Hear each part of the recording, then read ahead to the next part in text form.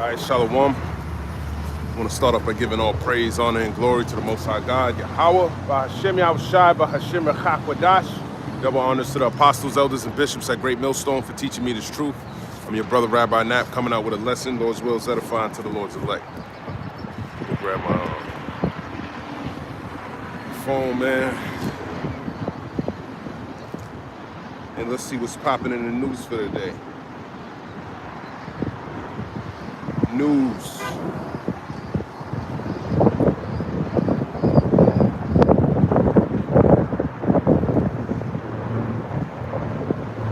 The Duck announces complete blockade of sanctioned oil tankers to Venezuela. So he's besieging Venezuela. Okay.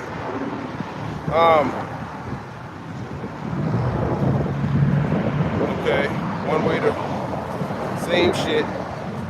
MIT professor, plasma science and fusion center dies at 47. So someone in the MIT department or another, it seems to be like an assassination.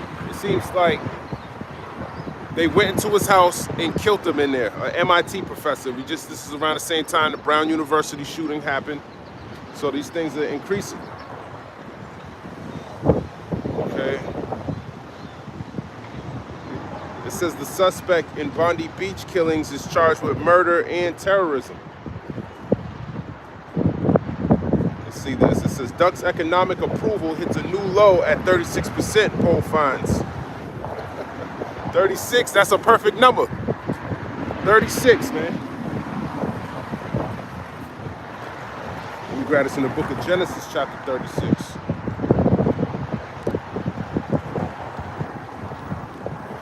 When you go to Genesis 36, it talks about Esau's, the descendants of Esau.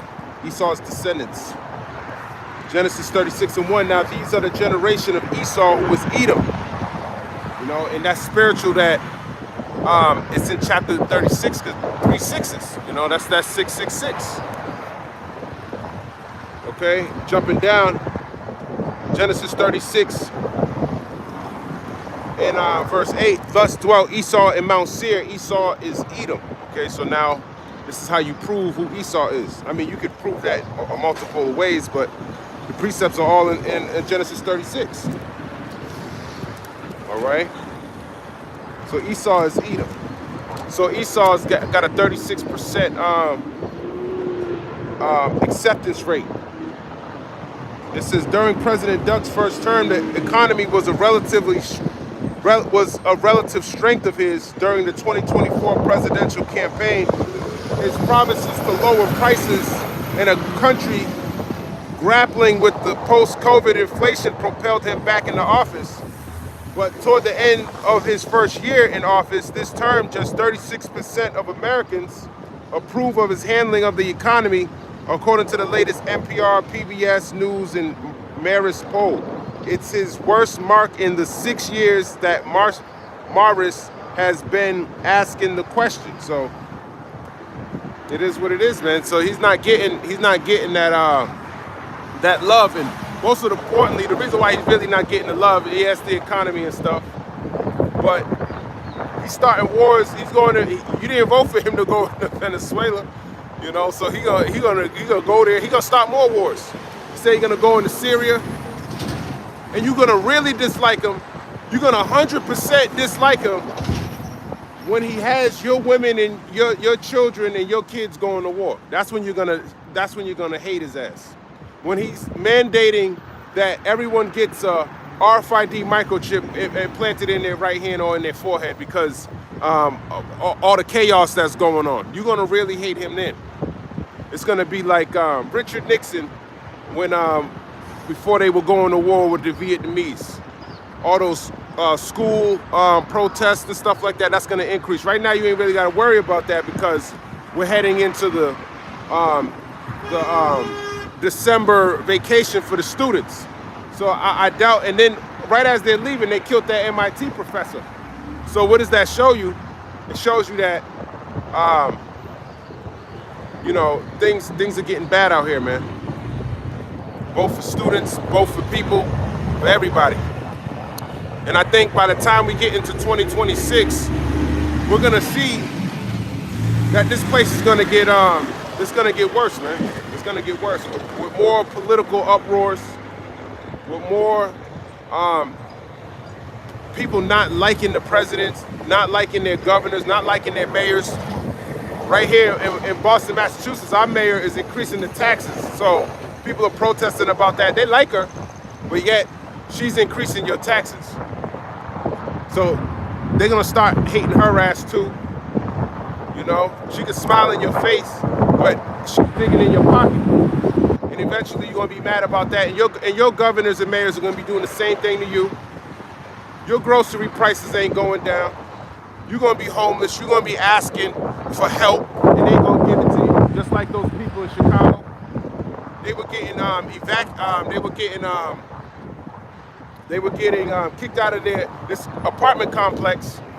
It's the same apartment complex that they said those ICE agents in there, and they took their kids, and one of the agents said, "Fuck them kids, man."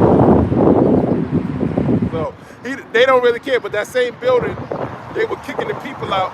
They asked their mayor to help them out, you know, when they're transitioning or moving, because the building was foreclosed, and the mayor asked the landlord to pay the bill. Why the hell would a landlord pay for the next 2 months if they ask you? You got the tax-paying dollars. How come your money never goes to when people are actually in need? And people they're gonna get tired of that shit, man. Going into second Esdras, the 15th chapter. Let's go over there. As a matter of fact, let's go over there. Going into Jacob's trouble, going into economic downfalls. Warren Buffett just said he don't like the policies that this devil's doing. He's like, what are you supposed to do with your money? Then I was looking it up. You're supposed to get anywhere from 2.8 to 3.5% a year, and so your money needs to increase higher than that. You need to get a return on your money like around 4% in order to beat inflation. But a lot of y'all ain't getting a return on your money 4% more with tax prices food prices, your rent's going up. So you can't take another hit. And we're going into the next year where everything gonna increase again. So a lot of people are gonna be out here on these streets. They ain't gonna be, and they ain't gonna be partying either. Crime is gonna increase. People's lives are gonna be more at risk. So that's what's coming to the future of this place, man. You might not hear the words now, but you will. You will when you go to your church and they're telling you they don't got the answers. When you really start picking up the Bible and really seeking this knowledge, you're gonna see these people don't know what the hell they're talking about. These people are dead. They don't have the Holy Spirit. Isaiah 24 and verse 11. There's a crying for wine in the streets. All joy is darkened. The mirth of the land is gone. So the mirth and playing, fooling around, partying, that shit's gone, man. Plus you want to pay $25 for a margarita? I don't. And pay some nasty bitch and you get a drink and you get a drink until you can get to know this whore who was there the night before talking to some other man, and she gonna be there tomorrow talking to another dude, having somebody buy her a drink. So that's done with. Ain't no more mirth in the land. When's the last time you've been out and had a good time? When's the last time you've been on vacation? And why is it that you're not going on vacation? Because you're broke. Isaiah 24 verse 12. When thus it says, Isaiah 24 and 12, and the city is left desolation, and the gate is smitten with destruction, because this place is going to be destroyed. And the city is left desolation, okay? When you read the book of Second Esdras, I ain't grab it yet, it goes into that, man. He's already trying to build a digital infrastructure. That's what Warren Buffett was saying. He was saying how world governments like to crash their money. Why do you think he's saying that in this time? And he said they're clipping the money.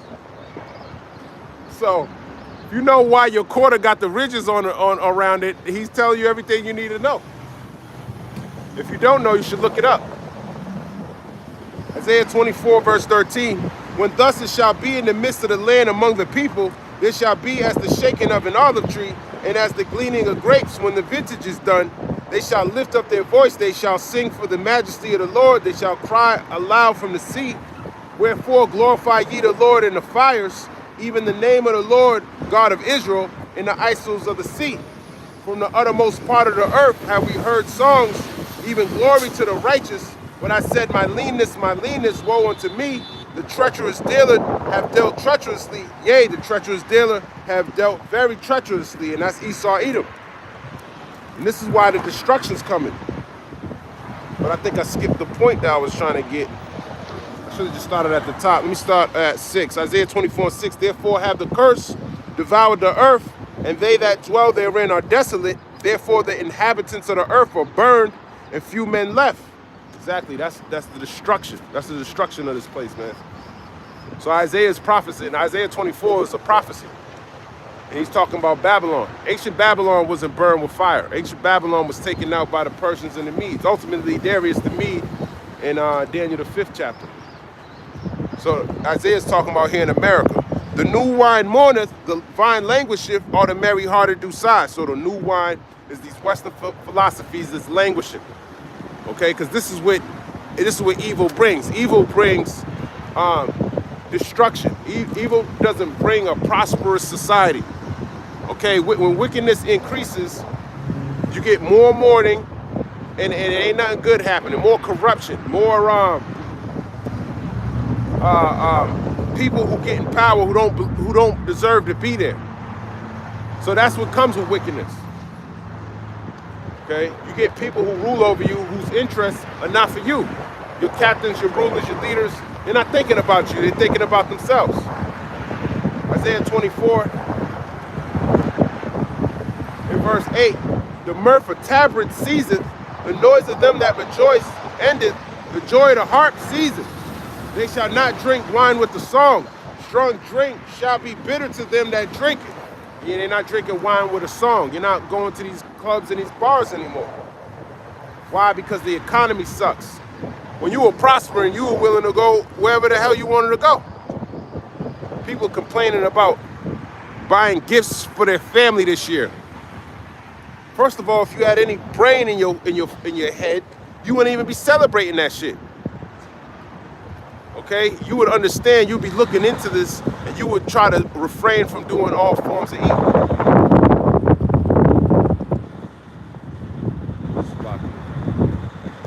You know, you would look into what is this holiday, what is that holiday, why isn't it in the Bible? If this is supposedly God's birthday. So y'all are blasphemers, a bunch of paganists, and you're gonna be caught up in that fire too. And that's what nobody wanna hear, but oh well. Oh well. Isaiah chapter 24, verse 17, it says, fear in the pit, in the snare are upon thee, O inhabitants of the earth. And it shall come to pass that he who fleeth from the noise of the fear shall fall into the pit, and he that cometh up out of the midst of the pit shall be taken in the snare. For the windows from on high are open, and the foundations of the earth do shake. So you're not going to be able to escape judgment. All right? The Lord's shaking this place up, ultimately to the point where he really shakes it up with the thermonuclear destruction that's coming to this place. Isaiah 24, verse 18, and it shall come to pass, Isaiah 24, 19, the earth is utterly broken down, the earth is clean dissolved, the earth is moved exceedingly, the earth shall rail to and fro like a drunkard, and shall be removed like a cottage, and the transgression thereof shall be heavy upon it, and it shall fall and not rise again. And that's talking about here in Babylon. This place is gonna be destroyed. It's not gonna rise again. So all that, we're gonna make this place great again.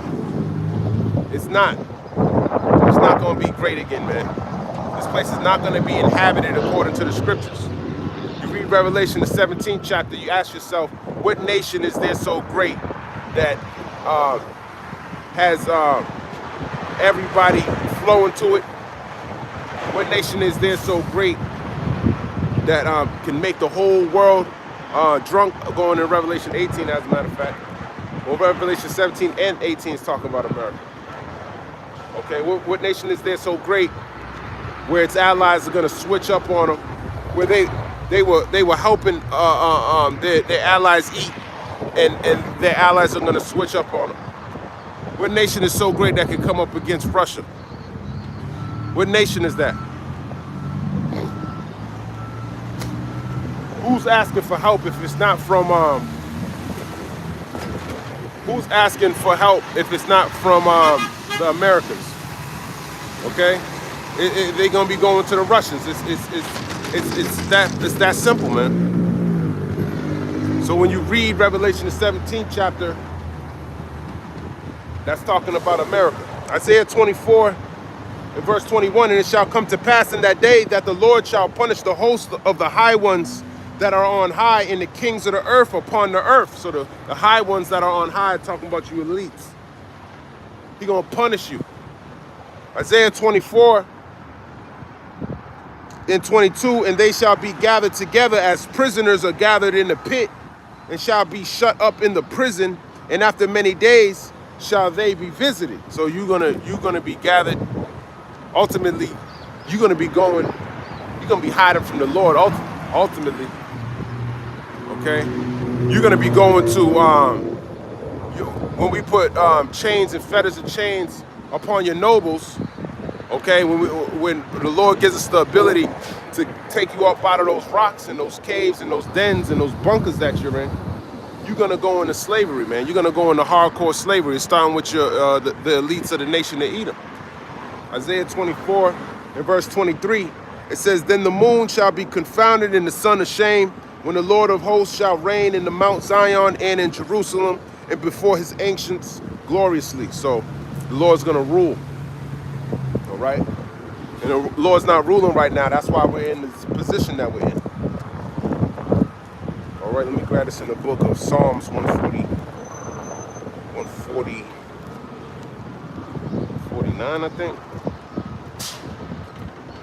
That's where you belong, man, locked up for all these crimes that you committed, first and foremost against the nation of Israel, but it also tells you in Revelation 11 and 18, destroy those who destroy the earth. And you had the power, the earth was given into the hand of the wicked. You're the wicked, you know you're wicked as hell, and you're gonna have to get punished, man. You gotta get your ass kicked. Psalms 149 and 1, it says,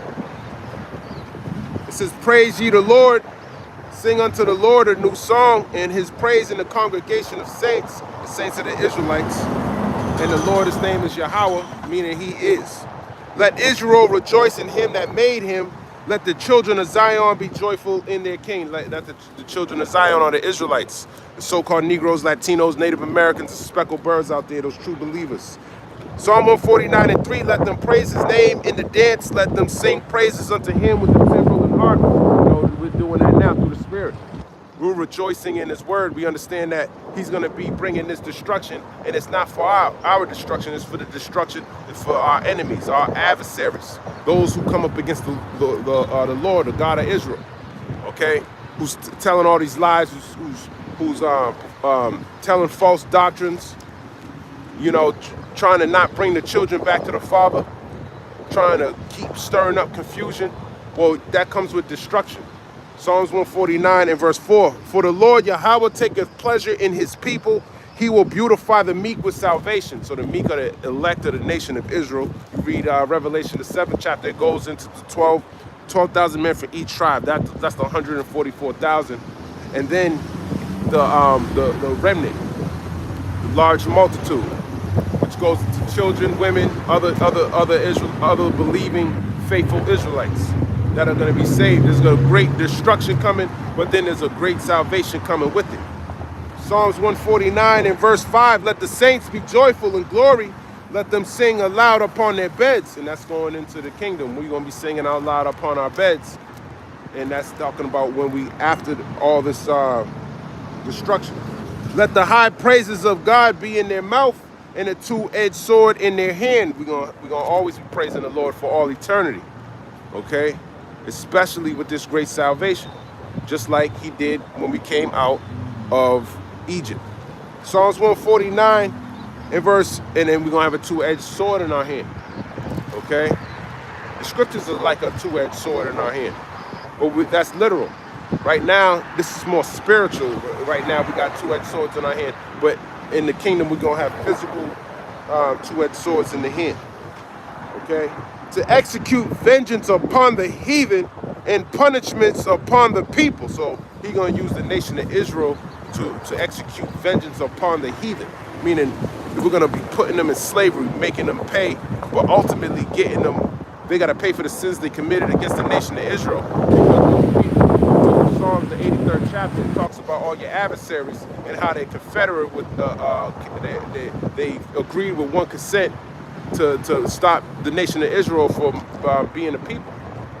Okay, so they got to pay for those sins, but then as they're getting their asses beat, they're gonna start learning. They're gonna be forced to follow the law, statutes, and commandments, and they're gonna love it because they're gonna see why we're so great. Let me grab that in the book of Deuteronomy. Because these heathen, they're fucking dumb. That's why they follow after Esau, and that's why they gotta go to war and be destroyed. Deuteronomy 4 verse 6, keep therefore and do them, for this is your wisdom and your understanding in the sight of the nations, which shall hear all these statutes and say, surely this great nation is a wise and understanding people. So when we're beating your ass and mandating the law, statutes, and commandments, you're gonna see the benefit of us ruling over you. This is the book of Proverbs, chapter 29. Let me grab that. You're gonna see. Proverbs 29 and verse 2. When the righteous are in authority, the people rejoice, but when the wicked bear fruit, the people mourn. That's why they're mourning. That's why they're turning their plowshares into swords, ready to go to war with this nigga Esau. That's why the UK, I forgot, I don't know if he was some type of general, he was telling the people that you better get ready for war. You better get ready to join occupations that can benefit your people for war. That's the type of job, that's the type of mindset you should be getting yourself into. So while the heathen are telling their people to get ready for war, the Israelites are telling their people to get ready spiritually for this wrath that's ahead of us. Okay. Psalms 149 and verse 8, to bind their kings with chains and their nobles with fetters of iron. So they're binding their kings with chains and their nobles with fetters of iron, is putting them into captivity, locking them up. They're gonna be locked up. Okay, the Lord's gonna give us the honor to do that. Psalms 149 and 9, to execute upon them the judgment written, this honor have all his saints. Praise ye the Lord. And the saints, according to Psalms 145 and 18 or 14, Salakia, it's talking about the children of Israel. So it don't apply to everybody that they're all going to be saved and all that bullshit. That's not what's going to happen. Okay? That's just not going to happen. Then when you look around the nation of Israel, I was watching Apostle Tahar's video last night. He was saying how 2026 is the year of apostasy. A lot of people gonna fall out. A lot of people gonna have these wayward doctrines. You're starting to see Captain Tsariak really show you he really don't believe in the scriptures, man. The whole Apostle Gabar just did a video on the flower of the age. You know, when you think with a westernized mindset, of course, you're not gonna have the right interpretation of what was going on during that time. A father's not gonna give his daughter to some piece of shit so he can fulfill the lust of his flesh. It tells you in the book of Ecclesiasticus 7. Let me grab it. Give it to a man of understanding. Okay? Let me grab that though.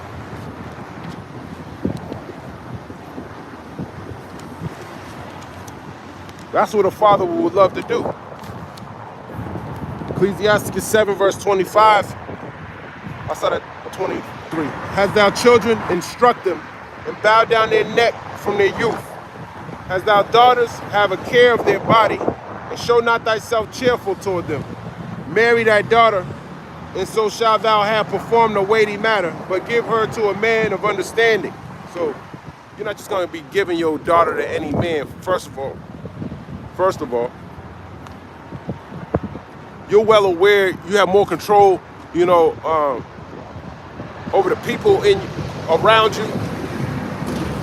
They were following the law, statutes, and commandments more. They knew the name of the Lord. They had more fear of the Lord. You're gonna give her to a man that's fearing the Lord.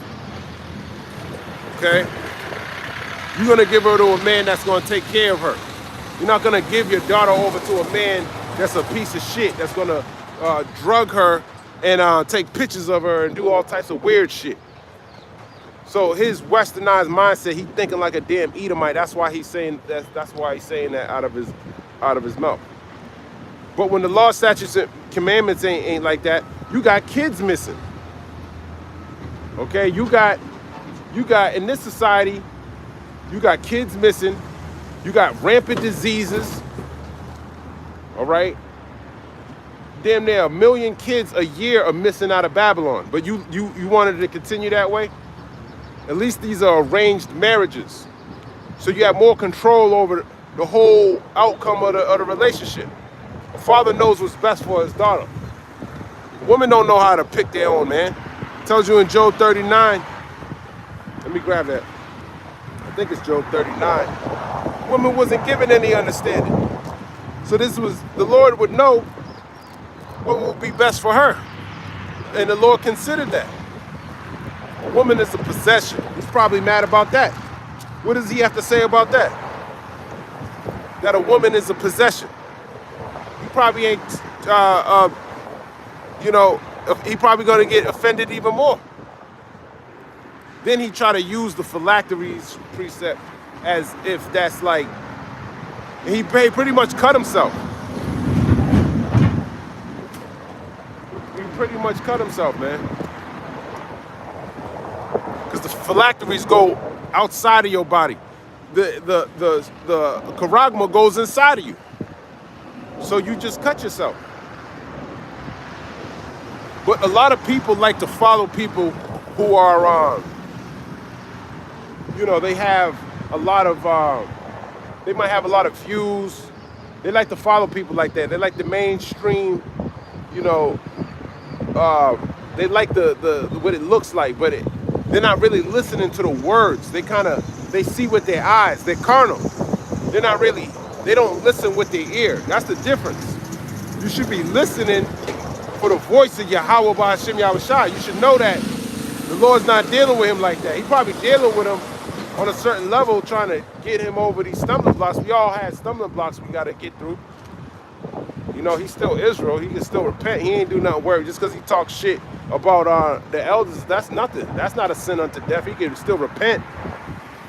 But what's going to happen is, if he can't get over that stumbling block, then that's going to prevent, he can't get over the MOTV, he's going to get over the flower of your age, then you're going to start to know he really don't possess wisdom. So this word is like it's a discerner of your thoughts and intents of the heart. So he's heard the word, it came inside him, but now he's fighting with it. So that word is cutting him, and you start. That's what you're seeing. Ultimately, he's losing. He's fighting against Yahweh Shai himself. When you say things like that, so that's why he's getting cut through the spirit. But not a lot of people have spiritual eyes to see the battle. They can't see it in a way that's like he's fighting with the Lord. And he's getting cut. He's being cut. That's why it's important that we humble ourselves down and really just try to get the wisdom and take your emotion out of it and really get what the Lord is telling you, bringing you. And he probably gonna stop saying he's Israel too. That's why the Apostle Sahar said that. You can kind of see it, man. People are gonna stop saying they're Israel. They're gonna start saying they're spiritual Israelites. You know, and it is what it is, man. You gotta stand in what you believe, but at the same time, you gotta learn. You gotta seek the Lord. Job 39 verse 17, because God hath deprived her of wisdom, neither having imparted to her understanding. So the understanding isn't in her. Okay, that's why Eve went off, because she lacked that understanding. She could have been wise and doing a lot of things. She was wise just obeying her husband. Just like we would have been wise just obeying the law, statutes, and commandments. As a nation, obeying our husband. Because according to Jeremiah 6:2, we're likened, Zion's likened unto a comely and delicate woman.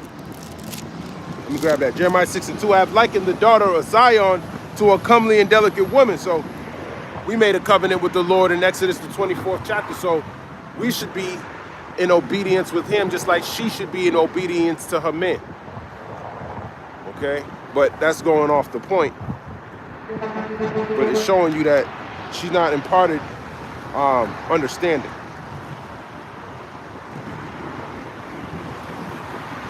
A woman is a possession, KJV.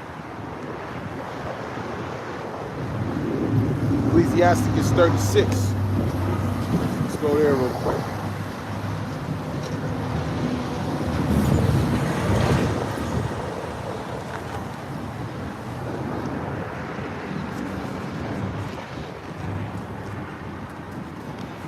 Ecclesiasticus chapter 36.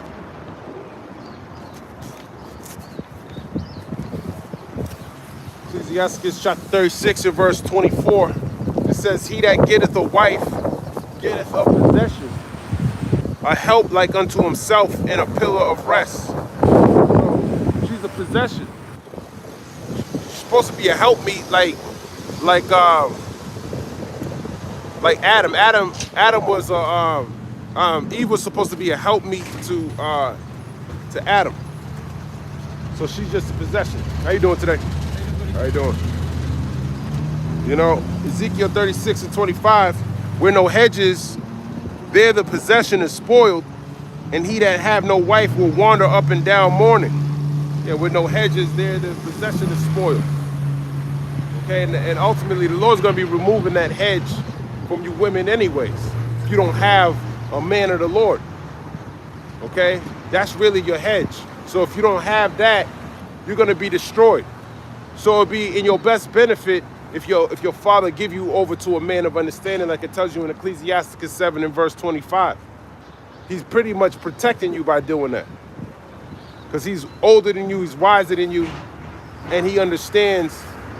He has understanding, so he can lead you in the right path, give you over to the right man. Okay,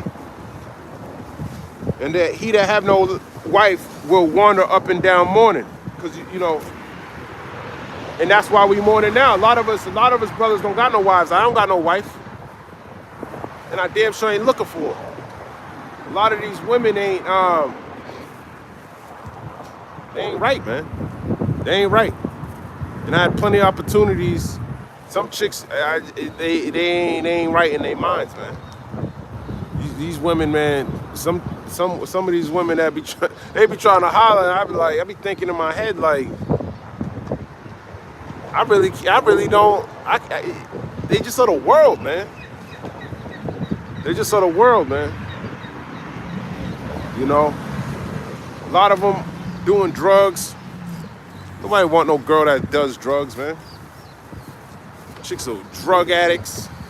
Get the hell out of here, man. Told you that a priest is supposed to have a virgin. He probably don't like that either. A priest is supposed to have a virgin. How do you think the priests got their wives? Hell out of here, man. He likes it. He likes it. He got 3 wives that all been with other women, or multiple wives all been with other women, and he's content with that. Nobody want to live like that, man. He getting a little bit of money. He got some Federal Reserve notes. He got some tax exemptions, and he's cool.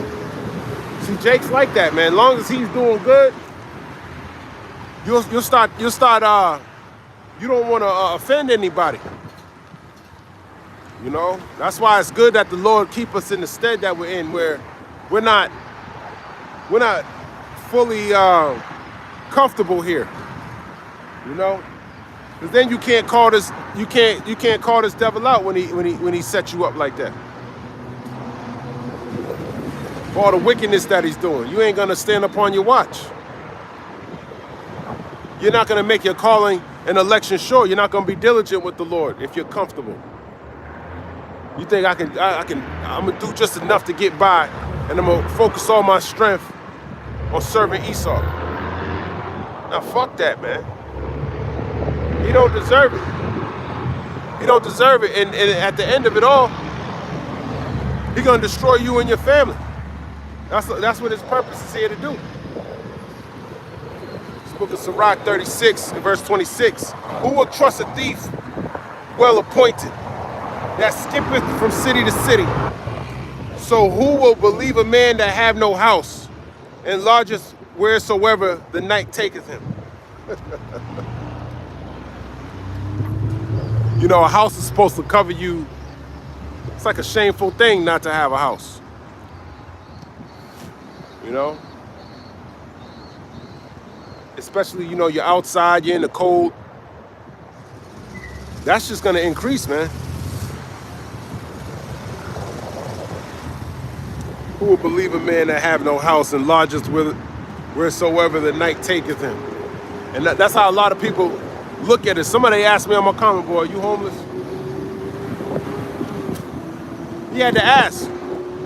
Because he's carnal. He's not really, no one's really listening to what I'm saying. I understand it. And it's all good. You know, people not listening to, who cares, man? This is how you eat the roll. You gotta eat the roll multiple times. You can't eat the roll once and think you're full, man. You gotta eat the roll multiple times, man. All right? Let me grab this in the book of Isaiah.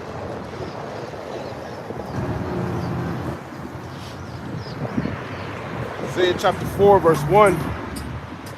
In that day 7 women shall take hold of one man, saying, we will eat our own bread and wear our own apparel. Only let us be called by thy name to take away our reproach. It's going back to women needing the man of the Lord. Okay?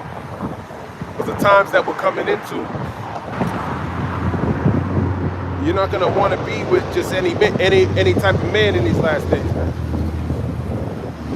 You're going to need a man of the Lord, and that's the only way you're going to take away your reproach. That's your hedge. That's your hedge, man. A man of the Lord is a woman's hedge. But these women, without understanding, they're attracted to men who, they don't know nothing about the Lord.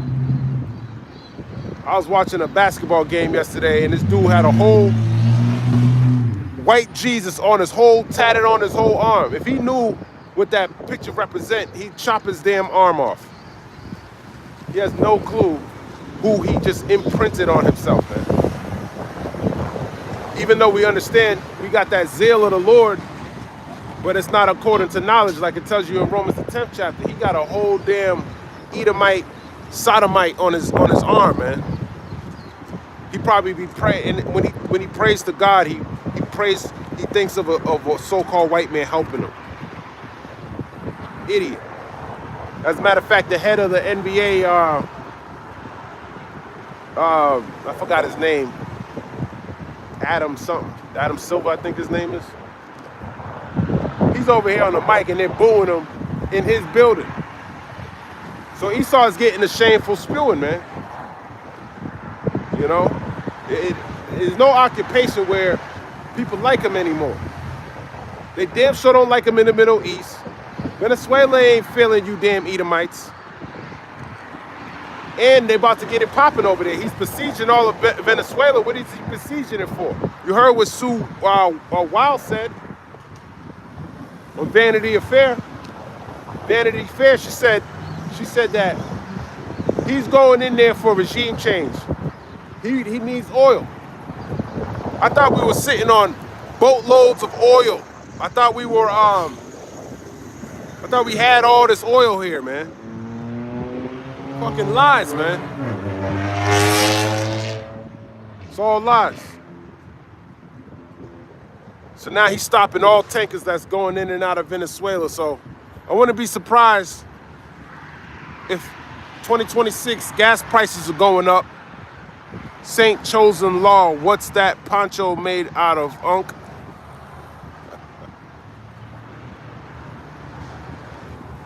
Sad, man. Let me look at this nigga, Saint Chosen. He said, what's that poncho made out of? You know? But that's what it is, man. People. And then he just then just talk shit and then go. That's what's wrong. That's what's wrong with our people, man. That's what's wrong with our people. And that's why it tells you in Hosea 4:6, our people are destroyed for a lack of knowledge. But he probably got a so-called white man's mindset anyways, man. You know? We'll see. You know, you get your opportunity to repent, man, and that window of mercy and grace is closing, man. Now, you know, when you think about Noah working,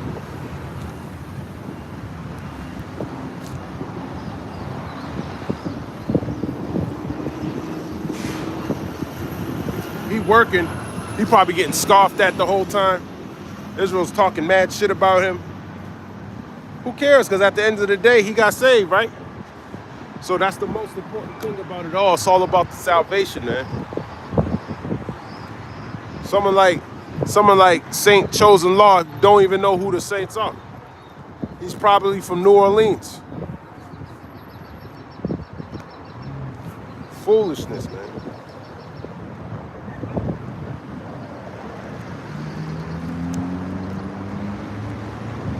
Let me see. Let me grab this in Hosea. Hosea chapter 4 and verse 1. Hear the word of the Lord, ye children of Israel, for the Lord have a controversy with the inhabitants of the land, because there is no truth, nor mercy, nor knowledge of God in the land. By swearing and lying and killing and stealing and committing adultery, they break out, and blood toucheth blood. Therefore shall the land mourn, and everyone that dwelleth therein shall languish, with the beasts of the field and the fowls of the heaven, yea, the fishers of the sea also shall be taken away. Yet let no man strive nor reprove another, for thy people are as they that strive with the priests. Therefore shalt thou fall in the day, and the prophet also shall fall with thee in the night, and I will destroy thy mother. My people are destroyed for a lack of knowledge. Because thou hast rejected knowledge, I'll also reject thee, that thou shalt be no priest to me. Seeing thou hast forgotten the law of thy God, I will also forget thy children. So it comes with, you gonna be forgotten, man. Since you pretty much reject the words of Yahweh Ba'Shem Yahushai, but in all actuality, you're the one that's being rejected. As they were increased, so they sinned against me. Therefore will I change their glory into shame. They eat up the sin of my people, and they set their heart on their iniquity. And there shall be like people, like priests, and I will punish them for their ways and reward them for their doings. For they shall eat and not have enough. They shall commit whoredom and shall not increase, because they have left off to take heed to the Lord. That's right. You're gonna keep committing whoredom. You're not gonna increase. Blind lead the blind, both of them shall fall into a ditch. That's what you listen to. You listen to people who they're not gonna benefit you. You listen to people who are telling you lies, man. That's what you like to hear. Lies on top of lies. Hosea 4:11. Whoredom and wine and new wine take away the heart. Yeah, whoredom and wine and new wine take away the heart. Okay, going into idolatry, spiritual idolatry. But there's another precept in Ecclesiasticus that talks about wine and women. Pretty much to take you out this truth. Let me grab that precept, as a matter of fact. Wine and woman destroyeth the heart, KJV. Something like that.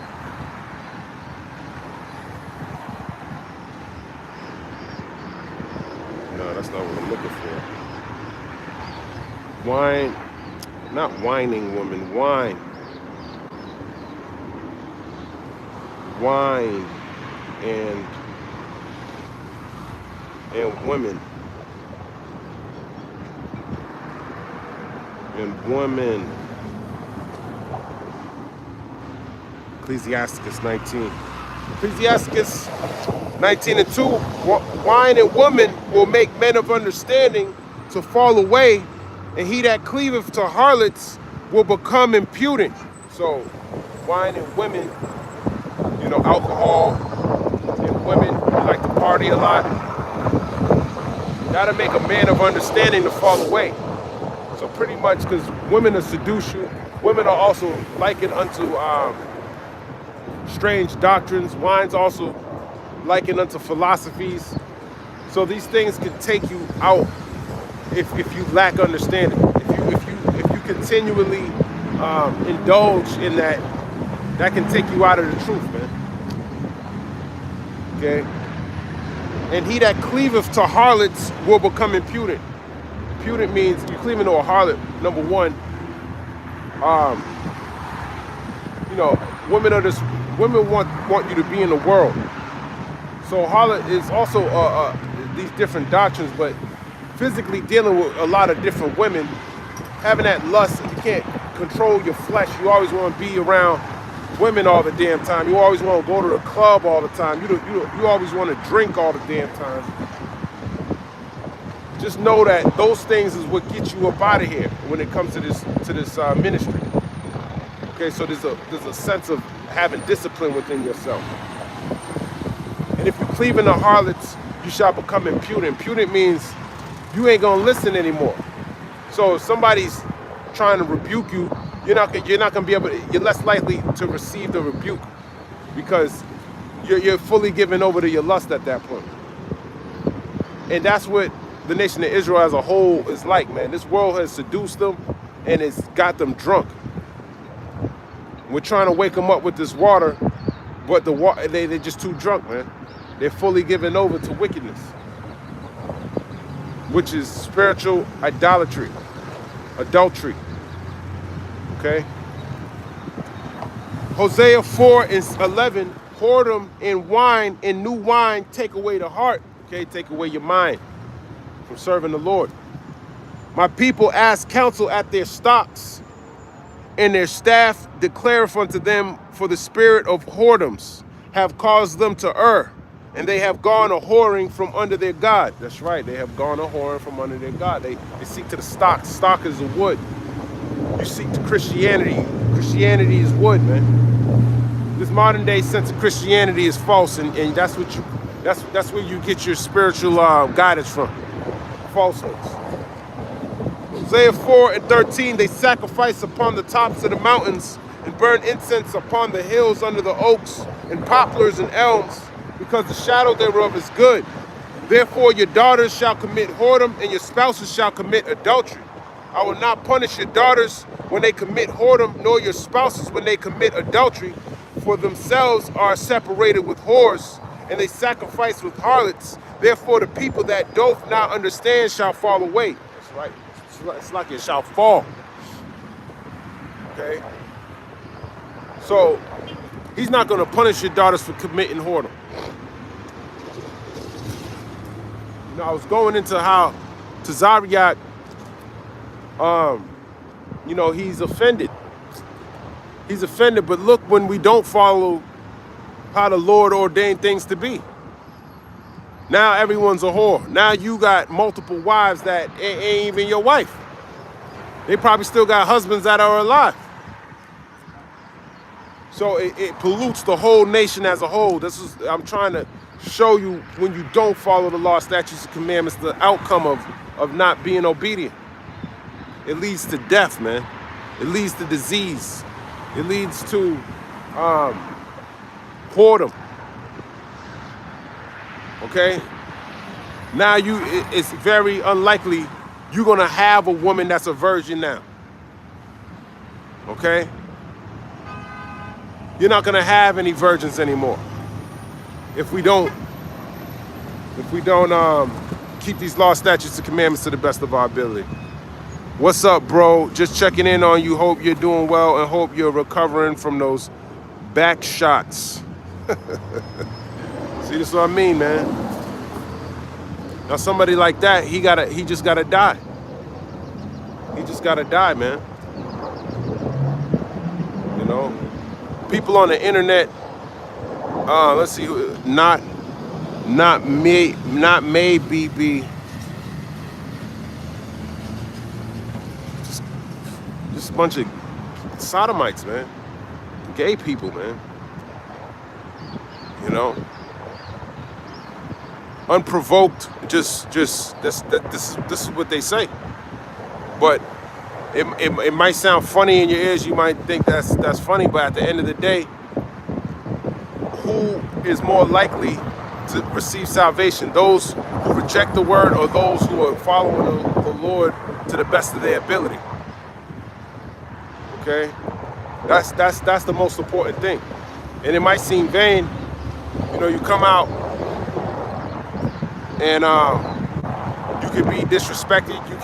But it's all part of making your body a living sacrifice. The Lord will exalt you. Okay? So you got to go through the shame. You got to go through the humiliation. Okay? You got to be humiliated. And the Lord was humiliated, man, by his own people. They spit on him. They did all types of things to him, man. But at the end of the day, he was glorified, he was exalted. And that's all I hope happens at the end of the day, man. Because there ain't nothing here in this world, man. This world, it's perishing every single day. It's perishing. Okay? Hosea 4 and verse 15. Though thou, Israel, play the harlot, yet let not Judah offend. And come not ye unto Gilgal, neither go ye up to Bethaven, nor swear the Lord liveth. For Israel slideth back as a backsliding heifer. Now the Lord will feed them as a lamb in a large place. Ephraim is joined to idols, let him alone. Their drink is sour, they have committed whoredom continually. Her rulers with shame do love give ye. The wind have bound her up in her wings, and they shall be ashamed because of their sacrifices. So the things you believe in, the things you believe in, the understanding that you have of the Lord that you obey. It's every day you putting up a sacrifice, and if it's not to Yahweh Ba'Shem Yahushua, it's going on with false God. Okay, Lord loves obedience rather than sacrifice. But should I say also? But you gotta show your faith by your works too. Okay, let me grab this in the book of James. You gotta show your faith by your works.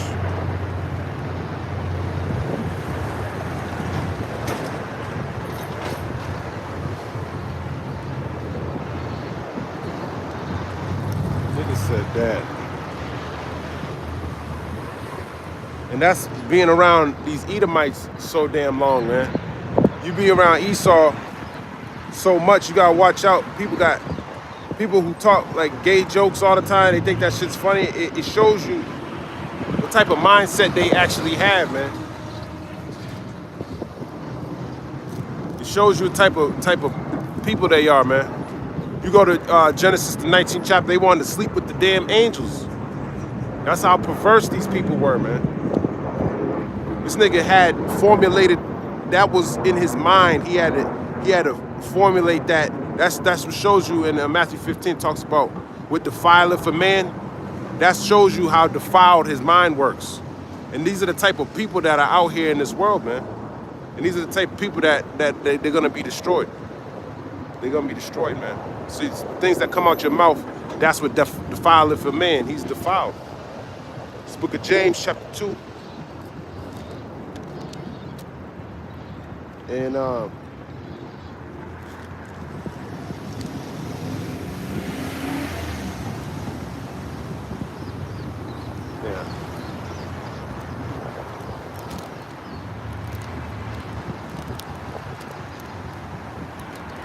know what? Let's just start here.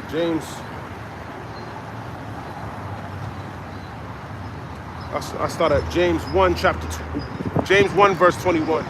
This is wherefore lay apart all filthiness and superfluity of naughtiness, and receive with meekness the engrafted word, which is able to save your souls. Yes, so you got to put off that weird ass mindset.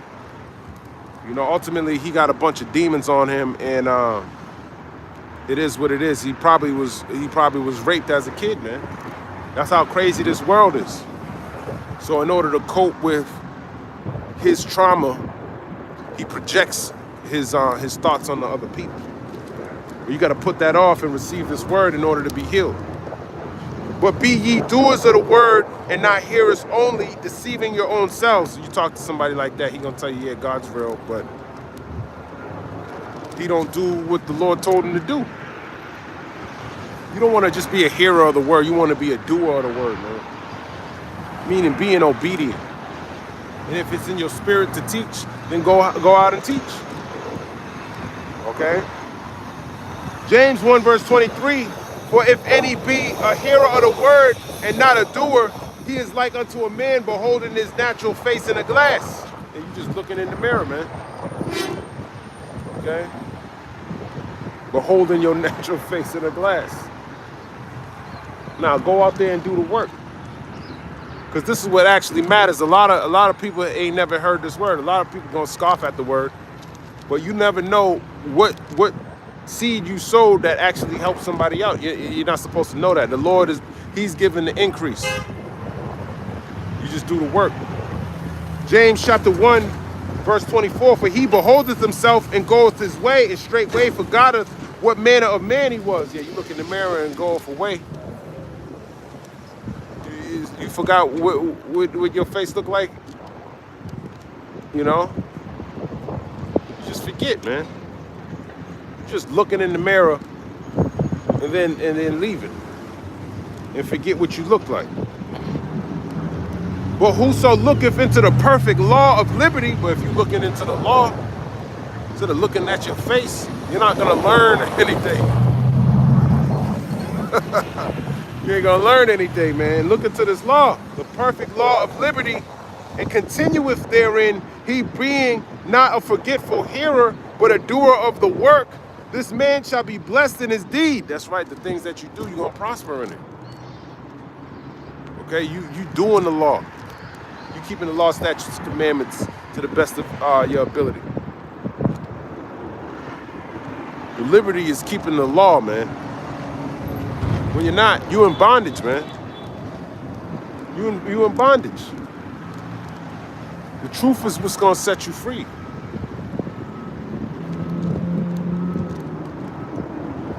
James chapter 1, verse 26, if any man among you seem to be religious and bridleth not his tongue, but deceiveth his own heart, this man's religion is vain. So if you can't hear the words of Yahweh B'Hashem Yahushai, your religion is vain. Because this is the truth, man. Okay? Pure religion and undefiled before God and the Father is this, to visit the fatherless and widows in their affliction, and to keep himself unspotted from the world. You got to keep yourself unspotted from the world. Okay? Something like I would never go on someone's comment board and say some nasty shit like that. Because I want to know if the man has really got a message for me to receive. But see, someone like that, he'll say something like that and dip. Somebody said, "What's that poncho made out of?" You know, so people are just saying stupid shit just to say it. You know? But at the end of the day, hey, that's on them. James chapter 2, verse 1. My brethren, have not the faith of our Lord Yahushua HaMashiach, the Lord of glory, with respect to persons. For if there come unto your assembly a man with a gold ring and a goodly apparel, and there come in also a poor man in vile raiment, and ye have respect of him that weareth the gay clothing, and say unto him that sit thou there in a good place, and say to the poor, stand thou there, or sit here under my footstool, are ye not then partial in yourselves and are become judges of evil thoughts? That's what it is. You know, if you look at the outward appearance, you gotta respect the persons. You know, You're not taking the time to really practice the law. You're not, because whether they're rich or poor, the law still applies to them both. There shouldn't be any separation for judgment. Okay, unless you're partial in yourself. And if you're partial in yourself, you're not judging yourself correctly. Okay? James chapter 2, verse 5, hearken, my beloved brethren, have not God chosen the poor of this world, rich in faith, and heirs of the kingdom which he hath promised to them that love him? That's why when they look at somebody, they might think, okay, they see a beard, they see, this is representative of sackcloth, even though it's cotton. It ain't 100%. But they see that and they think, fuck this nigga, That's what they think in their mind. Because ultimately, it's demons on them. But some people, this is how I got the word. So some people are going to get the word and some people are not at the end of the day. But ye have despised the poor. Do not rich men oppress you and draw you before the judgment seats? Do not they blaspheme that worthy name by which ye are called? If ye fulfill the royal law according to the scripture, thou shalt love thy neighbor as thyself, ye do well. That's right. And you can love your neighbor as thyself and do well by being obedient to Yahweh by Hashem Yahweh Shah. But if ye have respect of persons, ye commit sin and are convinced of the law of transgressors. And he's probably convinced of the law of transgressors. If I was out here doing folly like this nigga, he'd be cool. Or if he had respect because I look like somebody of the world, somebody that's prospering in the world, he might want to see and be more respectful to someone like that. Even though it don't matter to him if he's transgressing or not. As long as he looks like of the world, he gonna respect that. But if he don't look like he's of the world, he gonna disrespect that. But ultimately, you disrespecting yourself if you ain't keeping the law, statutes, and commandments, if you ain't serving the Lord. For whosoever shall keep the whole law and yet offend in one point, he is guilty of all. Yeah, you can't really keep the whole law. The law ultimately, because you're in captivity, number one. Number two, it's impossible to keep the whole law. And really keeping the law is having faith in Yahweh Shah. Okay? Your faith, but that faith that you have in Yahweh Shai is also, there's going to be a change in you because you're not going to keep transgressing the laws. Okay, he's the example. He's going to give you that wisdom, knowledge, and understanding. He's going to give you what you need to know so you can serve him and have a chance. He's not going to have you meditate the law. They tell you to meditate on the law day and night and not apply it. You gotta walk in that to the best of your ability. And where you fall short, that's where the Lord protects you or he covers you. But you can't keep the whole law and think that's how you can't do sacrifices all the time, think that's what's gonna save you. It's not. Okay? Jeremiah 2, it's like James 2:11. For he that said, do not commit adultery, said also, do not kill. Now if thou commit no adultery, yet if thou kill, thou art become a transgressor of the law. So speak ye, and so do as they that shall be judged by the law of liberty. For he shall have judgment without mercy that have showed no mercy, and mercy rejoices against judgment. And so Esau, Edom, he showed no mercy, so he's going to have no mercy. What doth it profit, my brethren, though a man say he have faith and have not works, can faith save him? So if you have no faith and without works, can faith save him? That's the question. If a brother or sister be naked and destitute of daily food, and one of you say unto them, depart in peace, be ye warmed and filled, notwithstanding ye give them not those things which are needful to the body, what doth it profit? Right, if somebody needs clothes and food, and you just tell them, be filled and be warm, that's not going to profit them at all. It says, even so faith, if it have not works, is dead being alone. So you got to show your faith by your works. Yea, a man may say, thou hast faith, and I have works. Show me thy faith without thy works, and I'll show thee my faith by my works. That's right, we're going to show you our faith by our works. So coming out here on the highways and hedges is one form of showing that. Being obedient to Yahweh Ba'Shem Yahushua is one form of showing that. Glorifying his name is another form of showing that. Okay? And not having respect of persons is another way of showing that. Just being obedient as a whole. Having that fear of the Lord. James chapter 2 and verse 19. Thou believest that there is one God, thou doest well. The devils also believe and tremble. That's pretty much it on that. That's pretty much it. So you got it. That's how you show your faith by your works, man. But I'm going to end it right there. Lord's will, this was edifying. I want to give all praise, honor, and glory to Yahweh, Ba'Hashem Yahushai, Ba'Hashem L'Chak Madash, Shalom, Abad Babal, and Kwam Yasharala.